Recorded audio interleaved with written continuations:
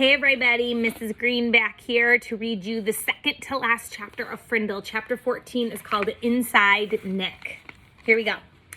On the outside, Nick was still Nick, but inside, it was different.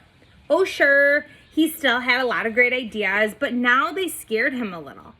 For instance, Nick learned in social studies class that people who buy stuff are called consumers. If consumers stop buying, stores and shops and restaurants will go out of business. Then, boom, a new idea hit him. All the kids loved lunchtime, but the awful part about the lunch was the eating part, school food. And the food was never a surprise. You had to smell it all morning and then go eat it. The food was always bad. Well, thought Nick, the school cafeteria is sort of a restaurant, isn't it? And if the students are the consumers, right? And we don't really have to buy our lunches there, do we? Nick could see it all. He would get all the kids to bring their lunches from home every day until the ladies who made the lunches cooked better food. He was sure those women didn't cook food like that for their own families. The kids were the consumers with $1.35 in their pockets, and until their food was better, that's where their money would stay. Great idea. Nick was sure it would work, and he got all excited about it. But then Nick remembered what happened with Frindle. It stopped him cold. He was sure that if the kids stopped buying lunch, sooner or later, someone would figure out that it was all Nick Allen's idea. He would get in trouble, people would write about it in the newspaper, the principal would call his parents. Anything could happen. So for the first time in his life, Nick kept a good idea to himself. He never even told John or Chris. And that changed Nick. His mom was the first to notice. "Are things okay at school, honey?" she asked one day in early March. He had seemed kind of down and a little sad. It worried her. "Sure," said Nick. "Everything's fine." "Is everything okay with your friends? They haven't been hanging around here very much." "Mom, honest, everything's fine. It's winter. Everyone's really busy with hockey and basketball. That's all." And Nick went to his room and shut the door.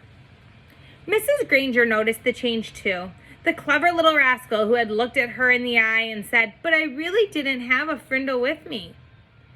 That boy wasn't in her class anymore. Now a quieter, more careful Nicholas Allen came into class every day.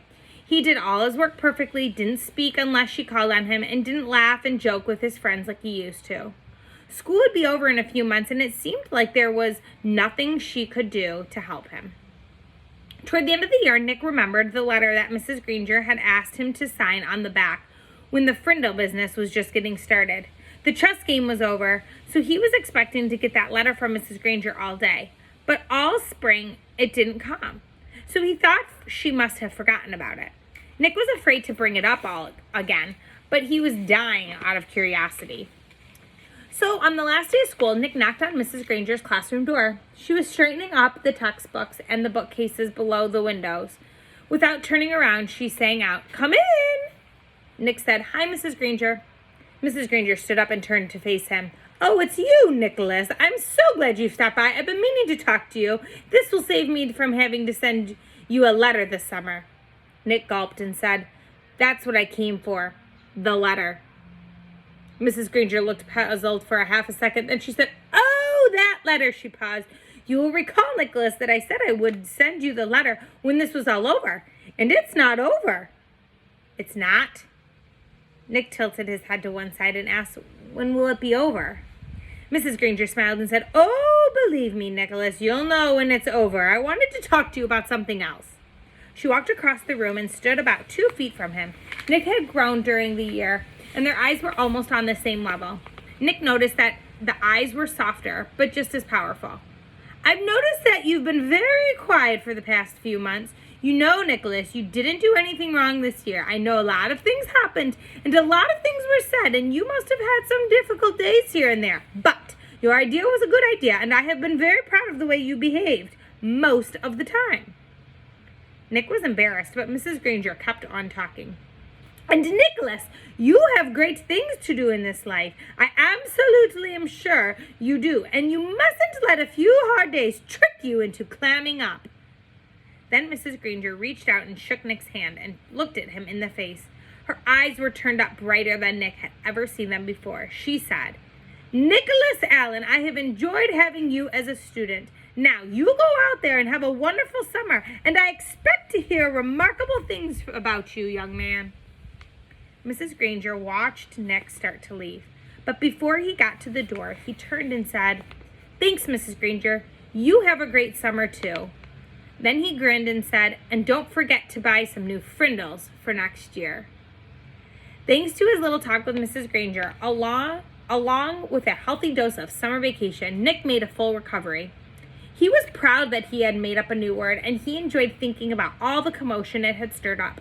That one little word had made 5th grade a year to remember. Before he started 6th grade, Nick was Nick again, and all through junior high and high school and college, he proved it. For example, 2 years later, all the school cafeterias in town were serving delicious food at least 4 days a week, all because of Nick, the consumer. And the state superintendent of schools had made a special trip to Westfield to learn why this little town had the most successful school lunch program in the state. And in high school, wow, the stories about Nick's other adventures could go on and on and on, but that would delay the end of the story, the one that started when Nick was in 5th grade. Because the end of the story came later, 10 years later. And what was happening to Nick's word during those 10 years? Nothing fancy, nothing exciting. Words don't work that way. Words either get used or they don't. And Frindle was being used more and more. It was becoming a real word. The last chapter, chapter 15. I love getting to the end of books. It makes me so excited. It's called "And the Winner Is... ... And the winner is..." Hurry!